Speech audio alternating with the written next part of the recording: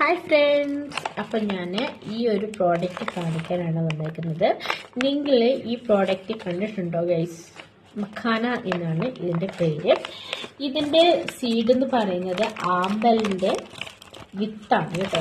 നമ്മളത് ഉണ്ടോ നിങ്ങൾ പറയുന്നത് ഇത് ആമ്പലിൻ്റെ വിത്താണ്.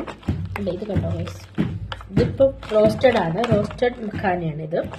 ഇത് നമ്മുടെ മിലിറ്ററി ക്യാൻറ്റീനിൽ കിട്ടിയപ്പം ഞാൻ ഇത് കാണിക്കാമെന്ന് വിചാരിച്ചു. ഇതിൻ്റെ ഗുണം എന്ന് വെച്ചാൽ വെയിറ്റ് ലോസിന് നല്ലൊരു സംഭവമാണ് കേട്ടോ, നല്ലതാണ് കേട്ടോ.